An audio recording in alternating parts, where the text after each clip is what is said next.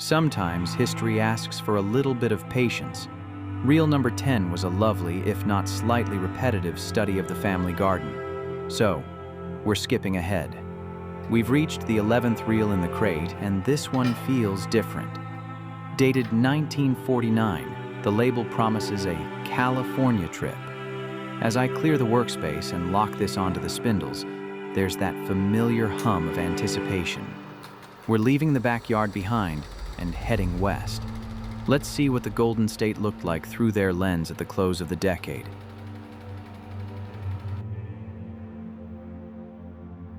Our first stop is a place where San Francisco's history truly began. Mission Dolores. Founded in June of 1776, it's the oldest intact building in the city. You can see the quiet dignity of the cemetery here, with markers like Mary Reagan's tucked among the blooms. In a city that famously moved its dead to the outskirts to make room for the living, this small garden is a rare, preserved sanctuary of silence. It's a peaceful introduction to a city that, just outside these walls, was vibrating with post-war energy. Transitioning into the city proper, the pace quickens.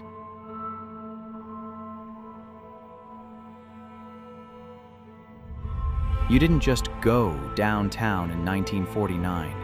You dressed for the occasion. From the steep, vertical grades of the streets to the grand architecture of Nob Hill, this is the San Francisco of film noir and mid-century dreams. Whether it's the yellow taxis or the iconic cable cars, every frame feels like a curated set piece for a story we're just now uncovering.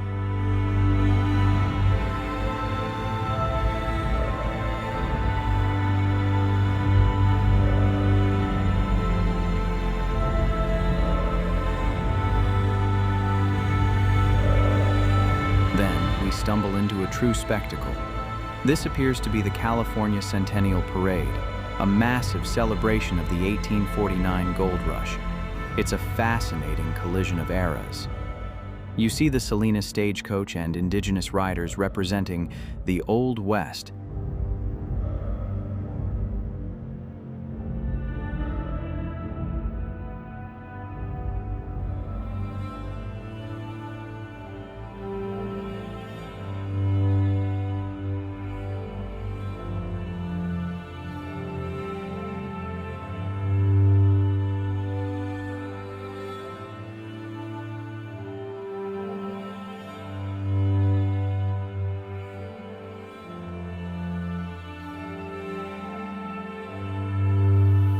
Followed immediately by the roaring military power of the New Age.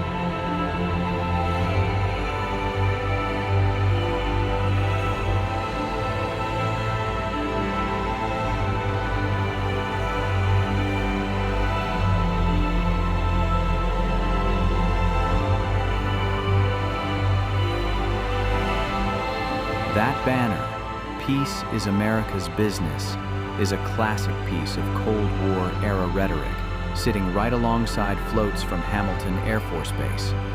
It's a visual timeline of a nation transitioning from global conflict to a new, optimistic prosperity. As the echoes of the marching bands fade, the city returns to its daily rhythm.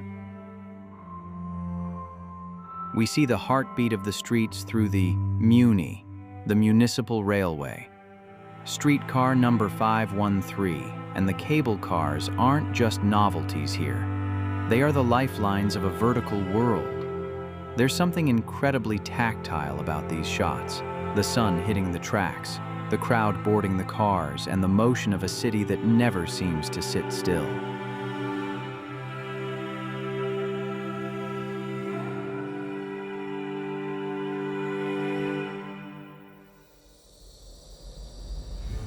Finally, the journey winds down as we leave the city behind. We're on a train now, watching the California landscape blur past the windows in a rhythmic, mechanical haze.